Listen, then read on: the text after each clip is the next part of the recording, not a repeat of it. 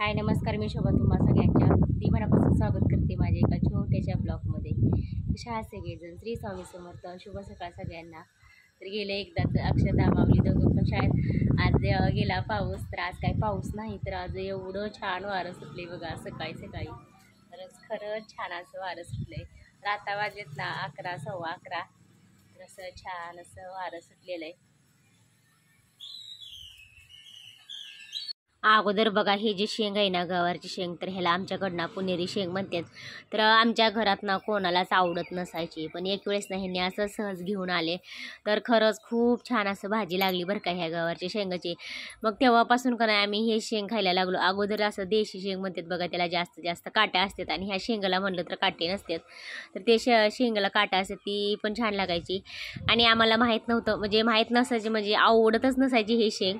आणि असं ह्यांना कोणी तर सांगितलं बघा, खरंच खूप छान शेंग लागते ती.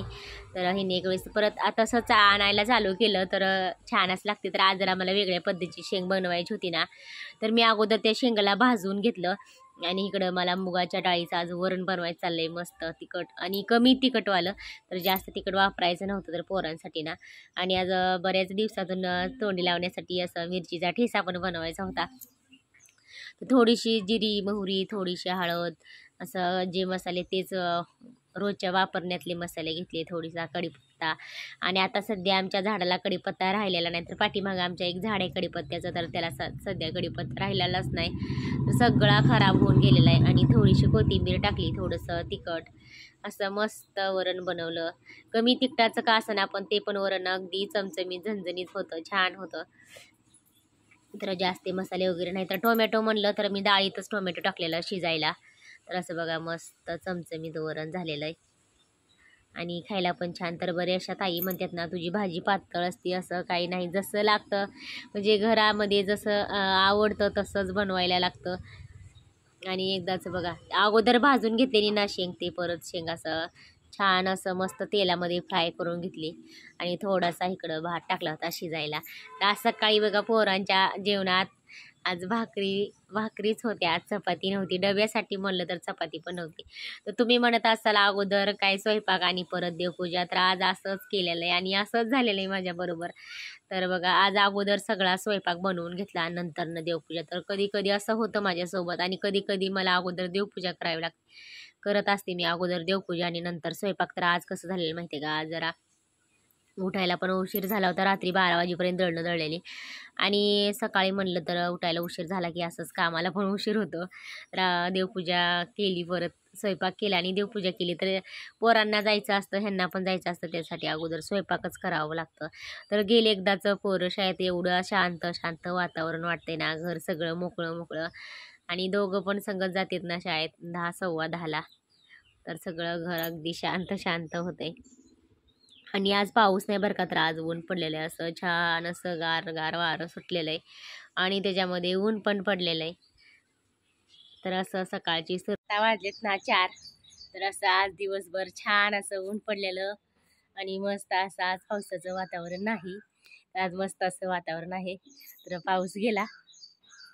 तर बघा एक 10-15 दिवसाच्या ब्रेक नंतर परत आज गेली होती सकाळी सकाळी गवताला. तर सगळी कामं वगैरे आवरून घेतली आणि परत एकदा गवताला. तर असं बघा पिल्लांसाठी शेळीसाठी ना असं थोडंसं गवत आणलं, अगोदरचं थोडंसं राहिले. आणि आता पावसामुळं ना जास्त काही गवत खात नाहीत. परत आज रात्री चावणीच झाले, तर परत एकदा असं दळणं आलेले आहेत बघा. तर आजसुद्धा लवकरच गिरण चालू करायची आहे. रात्री 12 वाजेपर्यंत दळले, आणि लाईटीचा असा प्रॉब्लेम येतो ना, अधूनमधून सारखं लाईट जाई करत असते. आणि आता सध्या पण लाईट नाही, तर म्हणलं चला गिरण चालू करूया, पण आता सध्या पण लाईट नाही. तर एवढा मोठा ढीग पडला आहे कपड्याचा. हे बघा 2-3 दिवसानंतरचे कपडे येतं, 2-3 दिवसाचे कपडे तर एवढा मोठा ढीग पडलाय कपड्याचा. तर घरात म्हणलं तर आज कोणीसुद्धा नाही. आत्या म्हणलं तर ना, आत्या आज मिटिंगला गेलेले आहेत, आणि अक्षता माऊली दोघं पण शाळेत. आज शांत शांत वातावरण आहे, एकटीच आहे घरात. आणि आता वाजलेत ना 4. चला असं मस्त वातावरण सुटलेलं आहे, वारं वगैरे सुटलेलं आहे ना. चला आता सध्या लाईट नाही, आता बघू लाईटीची वाट. जेव्हा लाईट येईल ना तेव्हा गिरण चालू करायचे. लाईट नाही आता सध्या. आणि आता वाजले 4. आज एवढी दळणं आलेत ना, काल पण तेच आणि आज पण तेच झालेले. परत एकदा एवढी सगळी दळणं आलेली. मग आलेली दळायला.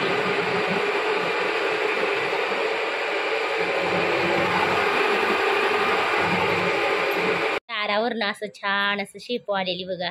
तर माऊलीची अक्षताची एकदम फेवरेट आहे. अक्षतापेक्षा माऊलीची ना एकदम फेवरेट आहे. तर म्हणलं चला आज मस्त असं शेपू सकाळसाठी ना पोरांच्या डब्यासाठी असतं. दारावरती शेपून कोथिंबीर आली ना तर घेतली. तर आज काही ह्यांना आणू दिली नाही मी. मस्त ताजी ताजी भाजी आली होती ना. चला आज घेऊया इथंच. दिवाबत्ती वगैरे झाली ना माझी आता संध्याकाळची. आता 7:30 वाजत आलेत ना. तर माऊलीचे पप्पा अजून आले नाहीत. आणि आज आजी बरोबर ना अक्षता गेलेले बाहेर. माऊली बाळा हाय कर. माऊली बाळाचं चाललं इकडं अभ्यास.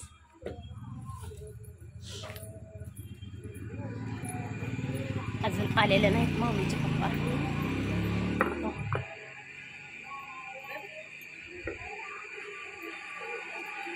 आणि आज एवढे जर दळणं आलेत ना अक्षरशः बायकांचं बघा. सगळ्याच बायकांचं. आम्ही माझं म्हणत नाही. तर स्वयंपाकाचा म्हणलं तर हे 7, 7:30 हेच टायमिंग असतोय. आणि आज मला एवढेशे बरेचसे दळणं आले. आणि माऊलीच्या पप्पांना पण आज भाडं आहे अजून यायला आलं नाही. तर त्यांना अजून यायला उशीर लागणार आहे. तर असं दळणं दळायचं चाललंय. तर इतका आज माझा जीव इतका असा रडकुंडीला आलाय ना अक्षरशः. इतकं असं नकोसं झालंय. एवढी सगळी दळणं आलेत आज. एका दिवशी असं फजिता होती ना माझी. खरंच काय सांगायलाच नको.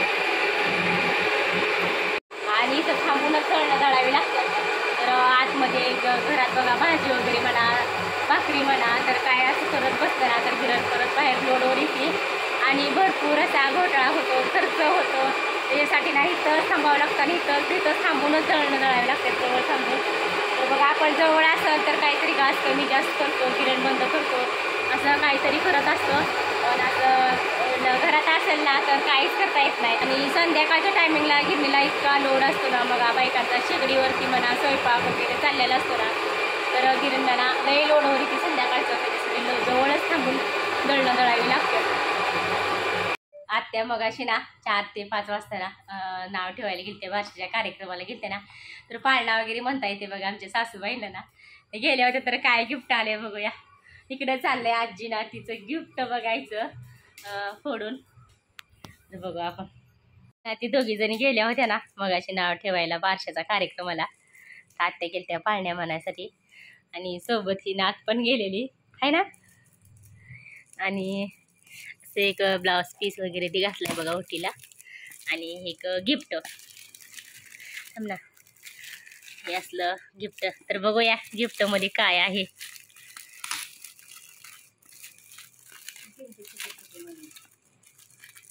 हो इथं चिकटपट्टी.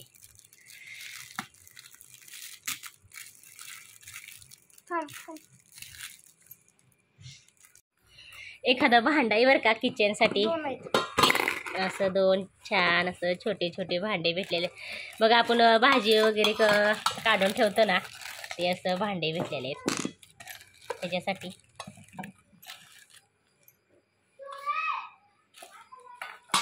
इथे छोटा एक नट आहे. असं भांडे भेटलेले आहेत. कागद धरा घेते. असं छानसं छोटंसं 2 भांडी भेटलेले आहेत. छान भेटलेलं आहे गिफ्ट तुम्हाला. अशी छोटी छोटी भाजी म्हणा वरण म्हणा काही पण काढून ठेवता येते ना त्याच्यावरती हे झाकण. तर इस्कूरच्या आईने अक्षदा आवळायला लागेल ती नट. तुमचं आत्या पाळणा म्हणलेलं ऐकायत होतं. इथं घरी पण ऐकायत होतं पाळणा म्हणलेलं. हो ते नाही का कोणचा हलके जोजवा. अजून 2-4 असं येत होती. मला गिरणीमुळे ऐकायला म्हणजे असं ऐकायला आलं नाही जास्त करून. पण घरात मी आत बाहेर करत होते त्यावेळेस मला थोडंसं ऐकू येत होतं.